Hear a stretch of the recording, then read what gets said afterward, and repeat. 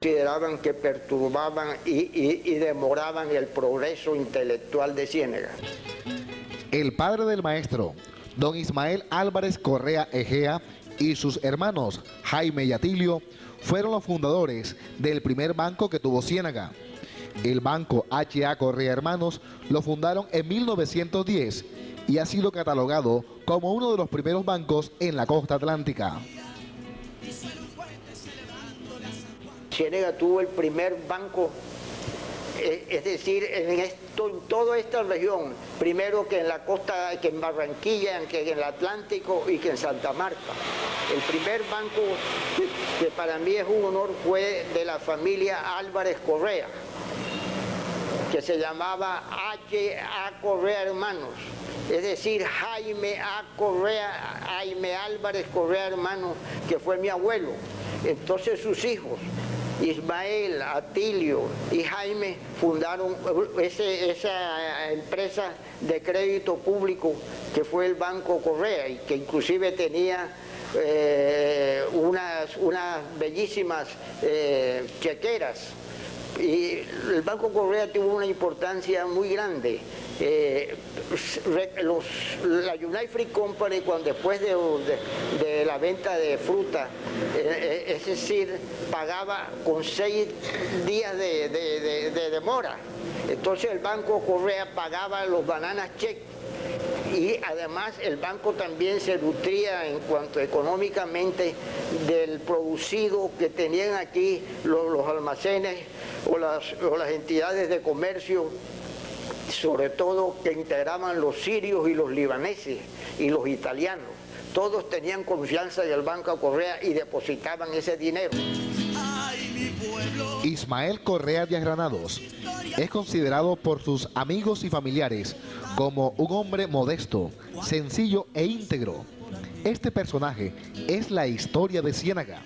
Por eso, ¿quién más que él para evocar los recuerdos de la primera biblioteca que tuvo Ciénaga, el hipódromo y la construcción de la carretera Ciénaga-Barranquilla? La primera biblioteca que hubo en Ciénaga fue en la época cuando fue el general Ramón Demetrio Morán alcalde. Y yo tengo el honor también y la complacencia de recordar que el primer bibliotecario, es decir, municipal que tuvo Ciénaga, el que fue mi padre, Ismael A. Correa, que él se dirigió a todas las entidades internacionales, todos los consulados, solicitando las últimas obras que tenían los escritores de su respectiva nación. Y aquí llegaron a Ciénaga una cantidad de volúmenes y de libros muy importantes que no se sabe dónde están. Parece que se extinguieron o el tiempo se acabó de destruirlos. Ciénaga tuvo una gran afición por las carreras de caballo, porque aquí habían ejemplares extraordinarios. Inclusive había jinetes como Agustín Escórcega, Pedro Mojica y un gran chalán antioqueño que le decían Correíta. Entonces, por influencia de Ascanio García, Manuel Acosta, Agustín Escórcega y otros señores de Ciénaga, se fundó un hipódromo que tenía la diferencia de cualquier otro hipódromo, que era circular y tenía gradas. Eso fue por los playones de Aguacoca. Muchas personas niegan la existencia, pero yo lo vi con mis propios ojos. Yo vi la existencia de ese plan. Ya después la afición pasó a la carrera de a la calle de las carreras y a la calle de la calle Nueva también se corrieron, pero aquí llegaron grandes ejemplares de caballos de velocidad. La carretera de Ciénaga a Barranquilla tuvo una gran preocupación de que se realizara ese importante hombre público que fue don Juan B. Calderón. Inclusive hizo un tramo paralelo al mar hasta el potrero de la familia Fernández, que se llamaba Mahoma. Claro está con las dificultades que tenía atravesar la boca de la barra. Pero eso se hacía en medio de embarcaciones, pero siempre se llegó hasta Mahoma, llegaron unos vehículos. Y después tuvo un nuevo impulso cuando el Mercado Serna fue secretario de Hacienda del departamento. Como él era cienaguero, Pablo Mercado Cérnega, y gran amigo de Juan B. Calderón, que fue una de las personas que cultivó y educó don Juan Calderón, porque muchos de los profesionales de Ciénega fueron educados por el estímulo y la ayuda personal que les hacía don Juan B. Calderón. La cultura y el folclor cienaguero hacen parte fundamental del trabajo de investigación y la producción literaria del maestro Correa Díaz Granados. En su obra Música y Bailes Populares de Ciénaga, narra y describe con finos pincelazos lo más representativo de nuestro folclore. Entre otros, Digna Cabas, Humberto Chamber Daza y el legendario Carlos Carlín Caro. Ciénega también se ha distinguido por grandes personajes típicos y más que todo los folclóricos. Aquí tenemos a la Digna Cabas, la reina de la cumbiamba. Por eso la tarima de la orilla del mar frente al llamado Miramar se llama Digna Cabas, que la mujer de Sebastián Meriño.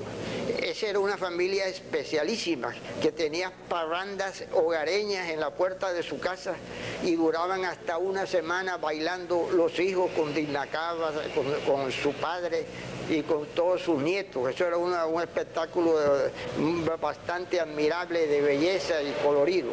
Tuvimos también a Chamber, ese instructor del redoblante. Chamber le daba, como cantante, le daba un doble sentido a todas las letras de las canciones, porque él tenía una gran influencia de la Cuba esa picaresca, de la Cuba del doble sentido y de la malicia en la canción, que aunque tenían letras cortas decían mucho, como la cañandonga y una cantidad de piezas muy importantes, unas piezas dedicadas a Víctor Pérez, dedicadas a otros personajes de Ciénega, pero todo con una malicia y un ritmo bellísimo para el baile. Carlín también, Carlín y su hermano eran unos grandes tamboriteros, ellos con la influencia africana, porque Carlín es de ascendencia africana, tocaba el tambor con una naturalidad y una herencia musical extraordinaria. La leyenda del Caimán y el carnaval no escapan a la evocación del maestro Ismael Correa Díaz Granados, quien investigó, escribió y disfrutó la época dorada de Ciénaga. La fiesta o leyenda del Caimán, como yo lo digo en mi libro, tiene una tradición que todavía perdura. Los indios chimila, los primeros pobladores de Ciénega, tenían una gran admiración por el Caimán.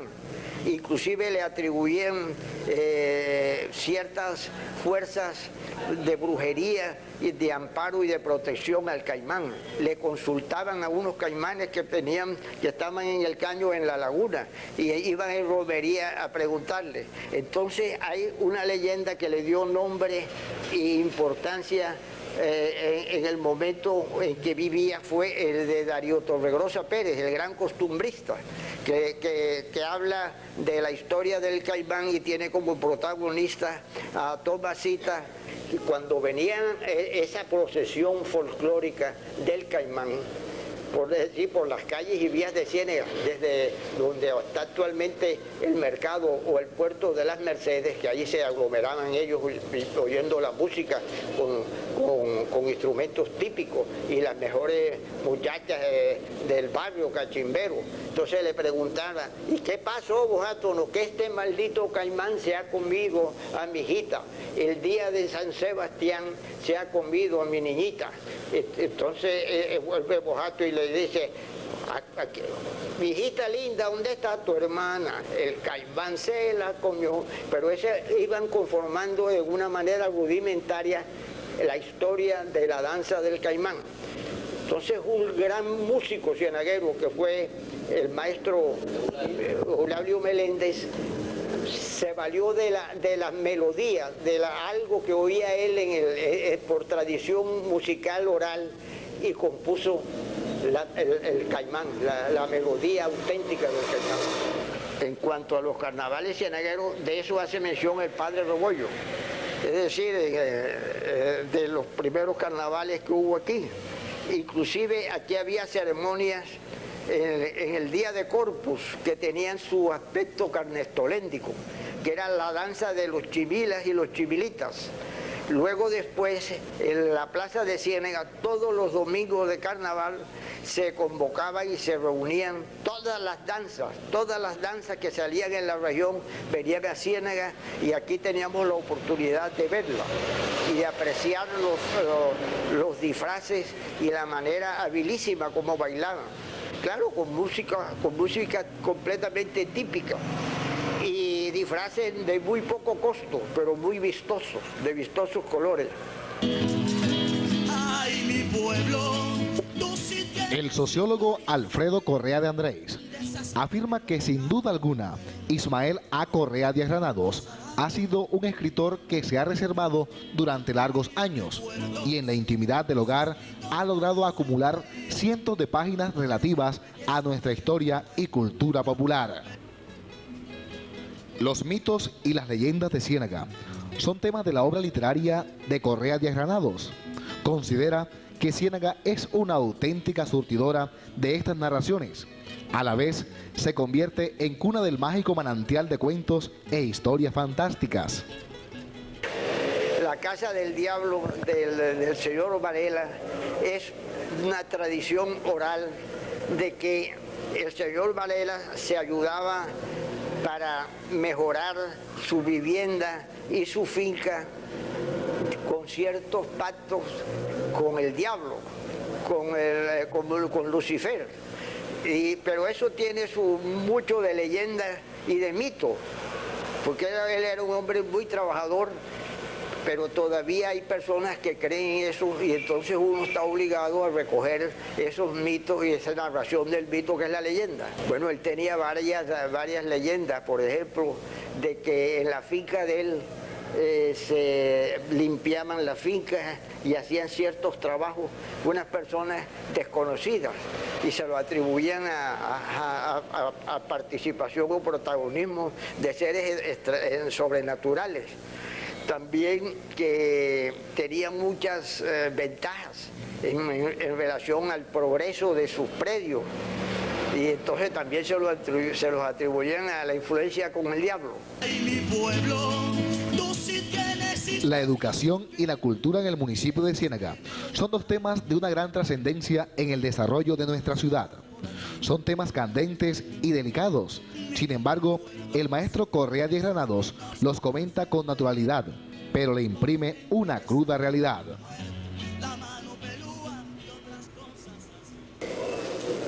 Eso es una pregunta delicada porque puede molestar a los que actualmente educan y dirigen las actividades intelectuales y educativas en Ciénaga, pero indudablemente que hay una falla en la cultura cienaguera. Los profesores no son los mismos. Antes era por vocación, tenían abnegación, no era por lo que se iban a ganar. Ahora la mayoría de los maestros lo que les interesa es el sueldo. Y fíjese usted que más se preocupan por las bandas de guerra y los uniformes que el espectáculo de qué es lo que están ellos enseñando. Inclusive hay una cosa muy importante que yo he podido apreciar. Aquí me vienen con frecuencia muchos alumnos a que yo los ayude en algunas tareas.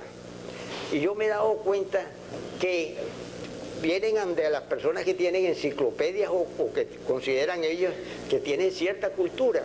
Entonces, esas tareas les sirven a ellos para instruirse, para capacitarse. Ponen a los padres de familia que los ayuden en lo que ellos no han sido capaces de enseñarles. Nuestro personaje tiene una visión amplia sobre el conflicto que vive nuestro país Es un hombre preparado y actualizado en algunos temas candentes de esta convulsionada Colombia. Yo veo la situación del país en muy malas condiciones. No obstante que tenemos un compás de espera con las promesas de cambio del actual presidente de la República, un joven muy inteligente y capacitado para desempeñar el cargo de presidente de los colombianos, sí se encuentra bien asesorado como lo está, con ministros estrellas como el de Hacienda, el de Comunicaciones y muchos otros más que son para él grandes colaboradores y que tal vez le permitan el éxito que él desearía tuviera su administración. ¿Colombia sí logrará la paz? Yo creo que la paz va a ser muy demorada porque se le ha dejado coger mucho tiempo a la guerrilla, donde ellos han hecho su agosto. Es decir, la guerrilla tiene una imagen mucho mejor que la de los gobiernos malos que hemos tenido. Y es una ventaja para la guerrilla, esas circunstancias del despeje, de la distensión, del canje, porque la guerrilla podría terminar conformando y construyendo con una gran malicia y un método muy calculado de armas y de puntos de vista de cambio también y de mejoramiento del mantenimiento de la seriedad y la disciplina. Y entonces puede ocurrir que conformen una república independiente en los 5 municipios de los Llanos Orientales, porque ahí esa es una de las regiones más fértiles que tiene Colombia. Tiene de todo, tiene flora, fauna y además tiene gente que desearía vivir en su propia tierra y para mejorar su estado de vida y su situación general, tanto agropecuaria como administrativa. El viejo Isma, como lo llama cariñosamente Alfredo Correa de Andrés, es un eterno enamorado de la vida, de la mujer, de la naturaleza, de la música y del folclore, circunstancia que muchas veces lo inspiran tanto que se nos convierte en Neruda, en Becker, es decir, que el viejo Isma también